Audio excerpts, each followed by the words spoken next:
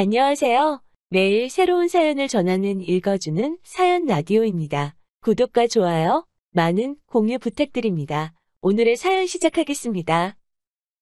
안녕하세요. 중학생 딸아이를 키우고 있는 40대 가정주부입니다.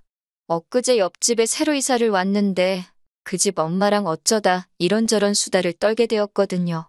그러다 문득 작년에 있었던 일이 생각나서 이렇게 이야기하러 왔네요. 남편과 저는 사내 커플로 만났어요. 남편의 대시로 만나기 시작해서 2년 정도 사귀었지요. 솔직히 당장 가진 건 없는 남자였지만 성실하고 무엇보다 능력 있는 사람이라서 그거 하나 바라보고 결혼까지 결심했네요. 결혼을 하고 1년 만에 아이를 가졌어요. 원래는 좀 더 자리를 잡고 아이를 가지려고 했는데 그게 계획대로 되질 않았네요. 당시만 해도 산후조리원이 제법 비쌌거든요. 그래서 비교적 가까이 사시는 시어머니께 부탁을 드렸는데 손자도 아니고 손녀라서 봐주기 싫다 하시대요. 그 일로 남편하고 어머님 사이가 아주 틀어졌어요. 사실 저희 친정부모님은 시댁에 비하면 훨씬 먼 지역에 살고 계셨고 농사도 지으셨기에 염치불구하고 시어머니께 먼저 여쭤봤던 거거든요.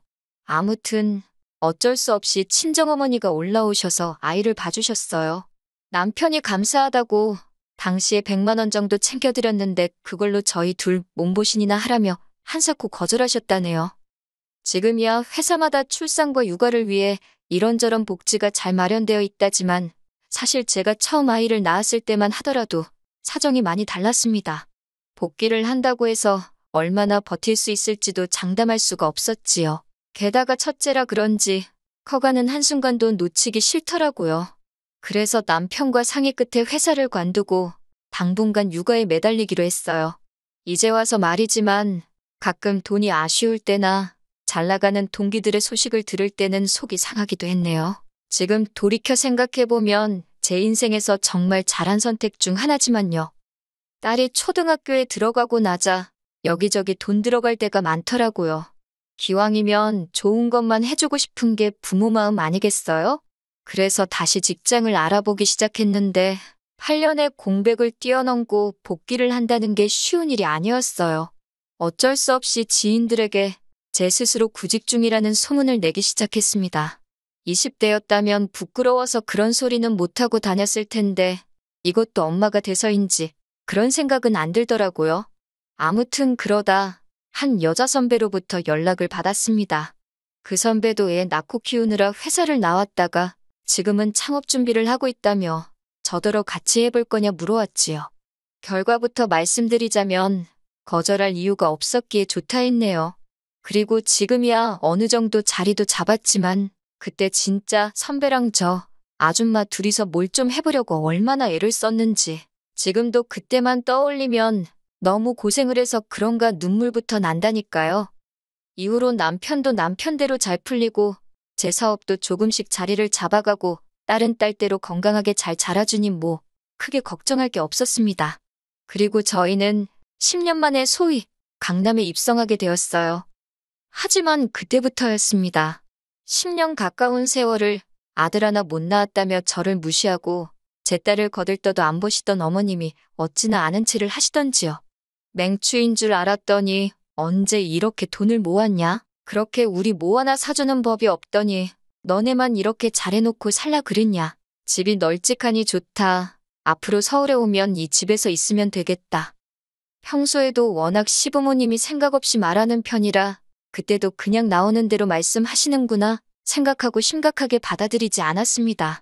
남편도 그랬다고 하더라고요. 그런데 이게 웬걸 시부모님 특히 어머님께선 정말 한 달에 한두 번씩은 꼬박꼬박 저희 집에 오기 시작하셨지요. 어디가 조금이라도 안 좋다 싶으면 무조건 강남 가야겠다고, 강남 병원 가야 된다고 아주 죽는 소리를 하시면서 오셨는데 오시면 일주일까지도 머물다 가셨어요. 그리고 저희 일정은 조금도 신경 써주지 않으셨고요. 특히 제 경우에는 어느 정도 사업이 자리를 잡은 이후로는 주로 집에서 업무를 보고 있었거든요. 어차피 주된 거래처가 해외에 있었고 온라인으로 일이 이루어지다 보니 가능한 상황이었어요. 덕분에 딸에게도 소홀하지 않을 수 있었고요.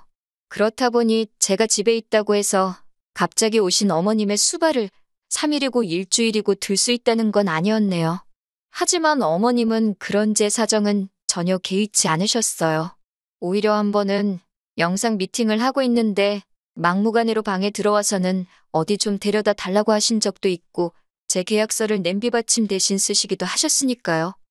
결국 이런 상황을 반년 가까이 겪고 더는 견딜 수가 없던 제가 남편에게 힘들다고 털어놓았어요. 병원 때문에 오시는 거면 당일날 일 보고 내려가시라고 하고 태워다 드리고 그러는 것도 더는 못하겠다고요. 솔직히 무슨 시골 깡촌에서 오시는 것도 아니고 저희 시부모님 지하철 잘 되어 있는 광역시에 사시거든요.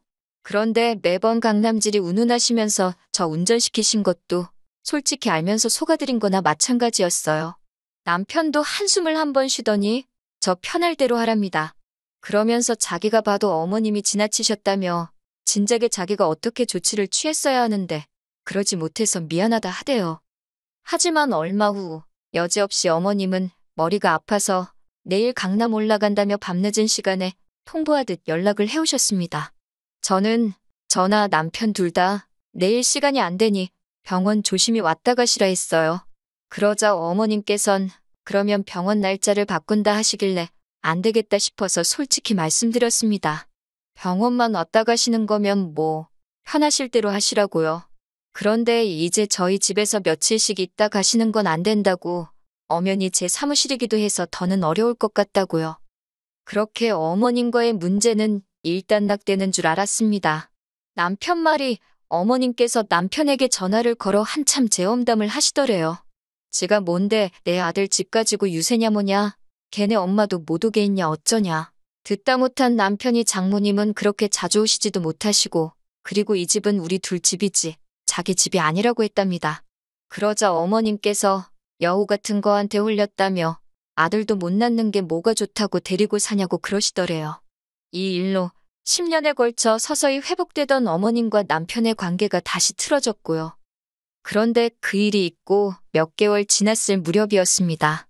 뜬금없이 신우한테 연락이 왔더라고요. 신우는 남편보다 위로 3살이 많지만 저희보다 결혼은 늦게 했지요. 애도 저희보다 늦게 가져서 저희 딸보다 어린 아들을 하나 키우고 있었고요. 남편과 신우 사이는 좋을 것도 나쁠 것도 없었달까요? 일단 신우가 시집을 저 밑에 지방으로 갔던 터라 거리상 멀어서 명절에 시댁에서 보는 게 전부이기도 했고 남편이 신우 남편 그러니까 자기 매형을 꽤나 불편해했거든요. 저는 신우 남편이랑 이야기 나눌 일이 많이 없었으니까 잘은 모르겠는데 남편 말이 묘하게 사람을 깔아내리며 대화를 한다나요? 아무튼 남편이 싫다는데 제가 옆에서 가깝게 지내라고 할 일도 아니었고 그런 신우에게서 연락이 왔으니 반갑다기보다는 무슨 일인가 싶어서 놀랐다는 게 더 정확한 표현이겠네요.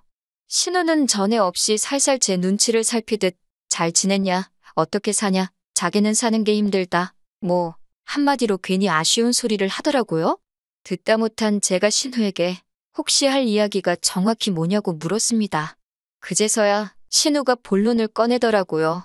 혹시 당분간 시조카를 저희 집에서 봐주면 안 되겠냐고요. 생각지도 못한 신우의 말에 솔직히 당황하면서 동시에 어이가 없었지요.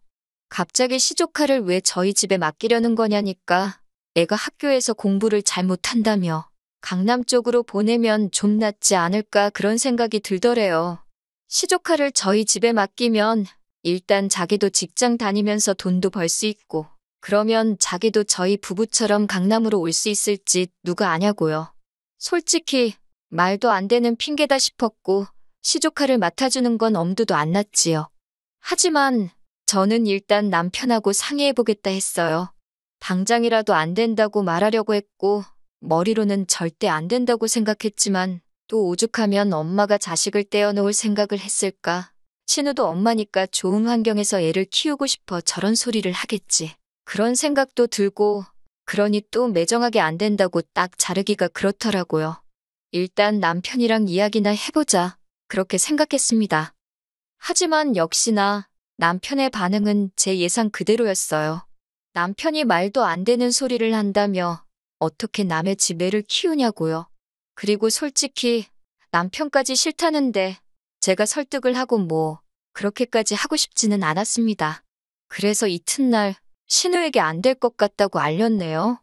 저희도 맞벌이다 보니 딸 하나 챙기는 것도 힘에 부칠 때가 있다고, 시조카까지는 어려울 것 같다고요.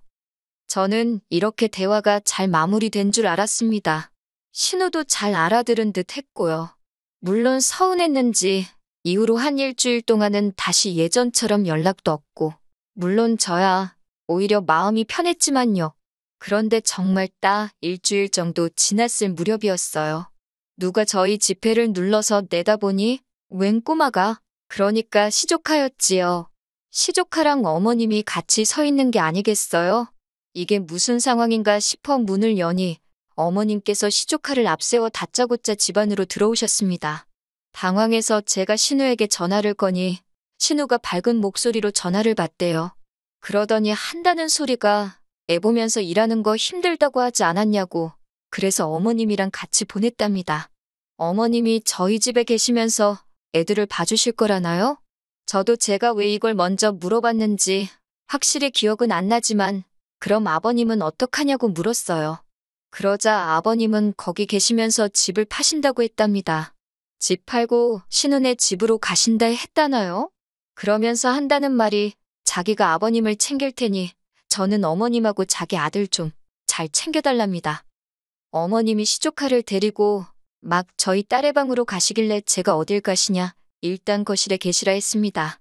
어머님께선 당신이 생각해봤는데 저쪽 작은 옷방을 저희 딸이 쓰고 당신과 시조카 둘이서 저희 딸의 방을 쓰면 딱 좋을 것 같답니다.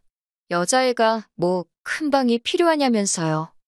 저는 남편에게 바로 전화를 걸었고 남편이 얼마 지나지 않아 조기 퇴근을 하고 집에 도착했습니다. 어머님께 이게 무슨 경우냐고 물으니 당신은 신우랑 저랑 대화가 다 된 줄 아셨다나요?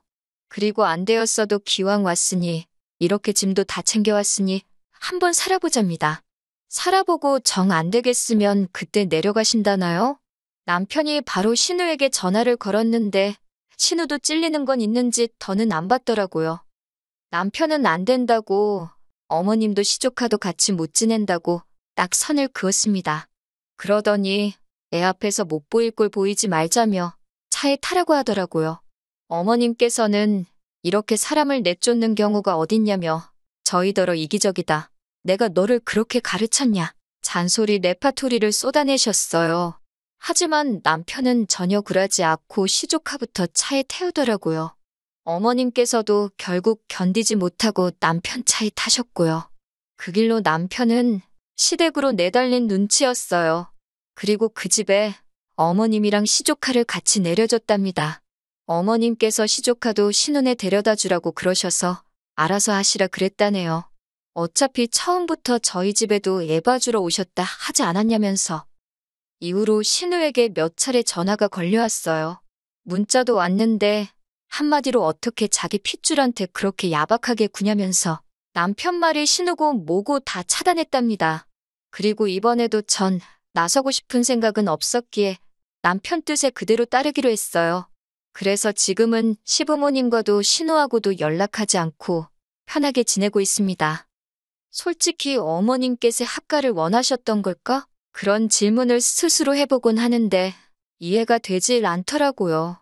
합가를 욕심내시기엔 남편과의 관계가 애틋한 것도 아니셨고 그렇다고 저희 딸을 예뻐하신 것도 아니면서 주변 분들에게 단순히 자랑해야 하고 싶으셨던 건가? 뭐 별의별 생각이 다 들긴 하는데 솔직히 신경 쓸 필요는 없는 것 같아요.